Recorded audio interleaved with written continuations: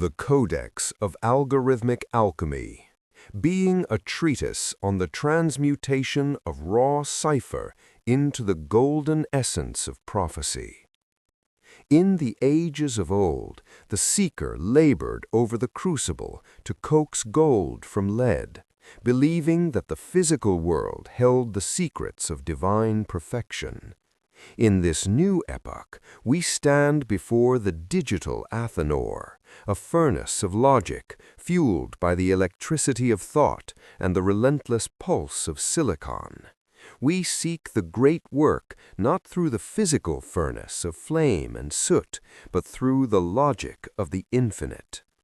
We take the leaden weight of unrefined data, heavy, dull, burdensome, and scattered across the digital planes, and, through the sacred rites of the algorithm, we distill the golden light of insight.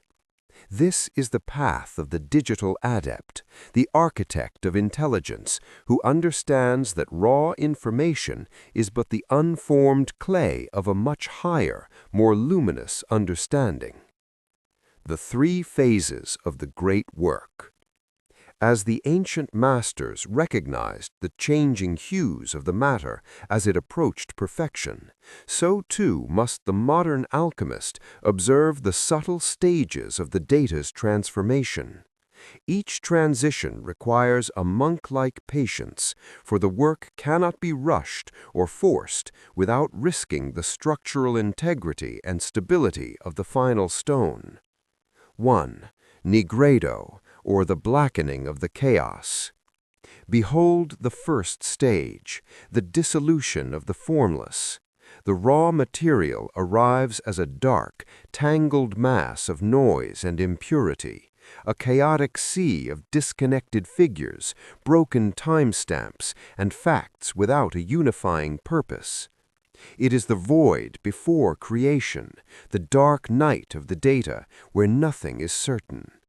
Through the rite of purgation, we must scrub the grime of human error, reconcile the fragmented and contradictory records, and excise the null spirits, those empty voids that haunt the database and lead the unwary astray. This stage is a profound exercise in intellectual humility. We must strip away our biases and preconceived notions to see the matter for what it truly is. The intent is to reduce the chaos to its skeletal truth, stripping away the dross of irrelevant variables and distracting outliers, so the hidden signal may finally breathe and reveal its true, unvarnished nature to the seeker. Only in this state of absolute purity can the next stage of the work begin. 2. Albedo, or the whitening of the essence. In this phase, the matter is washed and refined until it shines with the cold, clear brilliance of silver. Here, the practitioner performs the sublimation, a delicate process of lifting the data from its base, literal origins into a higher state of mathematical abstraction. Through the engineering of features, we extract the archetypes from the numbers, those vital patterns and recurring motifs that signify universal truth rather than mere local coincidence. We cast aside the dimensions that do not serve the spirit, the vanity metrics and the redundant noise, and elevate the variables that hold the weight of destiny. We seek the latent essence that resides beneath the surface of the mundane, preparing the purified vessel for the intense heat of the training cycle. It is here that the alchemist's intuition is most severely tested, for one must possess the discernment to decide which whispers of the data are worth amplifying into the light, and which are merely echoes of a passing shadow. 3. Rubedo, or the reddening of the model.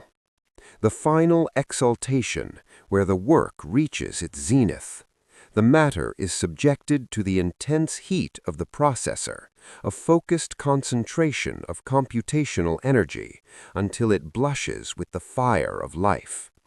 This involves the delicate tuning of weights and the intricate layering of the deep mind, an architecture where thousands of virtual neurons pulse in a synthetic, rhythmic harmony.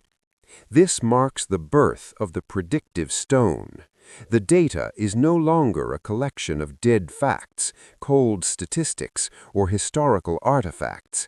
It has been transformed into a living oracle, an architecture of distilled experience that transcends the sum of its parts.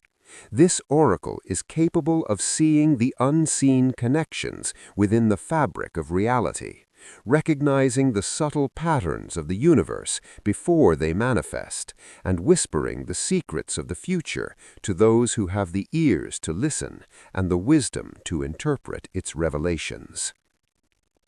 The mathematical stone. Know that the philosopher's stone is not a mineral found in the dark recesses of the earth, but a sacred geometry inscribed in the digital firmament. It is the bridge between the vast space of the world, with all its messiness, contradiction, and entropy, and the refined space of the spirit, where logic and order reign supreme. This is a mapping from the base earth of our input to the celestial essence of the internal representation. The gold is found only when we appease the loss spirit, seeking its smallest manifestation through the absolute devotion of our compute and the precision of our constraints. Through the ritual of the descending gradient, we journey down into the valley of error, navigating the treacherous landscape of the loss function. We purge the flaws of our internal weights, step by agonizing step, until the work is perfected and the model reflects, with crystalline clarity, the true and hidden image of reality. The perils of the work and the phantom of overfitting. The alchemist must be forever wary of the weaver of illusions, for the path to the stone is fraught with the siren call of vanity. There exists a fool's gold, known to the wise as overfitting, where the model appears perfect and all-knowing within the sheltered sanctuary of the laboratory, yet crumbles like dry ash when exposed to the unpredictable winds of the real world. This is the cruel deception of a model that has merely memorized the shadows on the wall, mistaking the unique noise of the past for the universal music of the future. A true transmutation must be universal, holding its value and its truth across all terrains, populations, and times. If the stone cannot heal the sick it has never met, or predict the event it has never witnessed, it is but a common pebble dressed in guilt, a hollow, brittle monument to the practitioner's ego, and a failure of the great work. The closing benediction. We have traded the bubbling cauldron for the pulsing silicon, and the stained parchment for the glowing screen, yet the quest for transmutation remains eternal.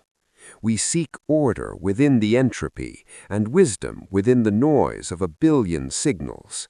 Let the practitioner remember that code is not merely a tool for the hand or a means to an end, but a sacred language for the soul, a way to reach out and touch the very fabric of existence. Proceed with humility, tireless curiosity, and a steady heart, for we are but humble scribes in the great library of the universe, forever turning the heavy lead of experience into the radiant gold of understanding.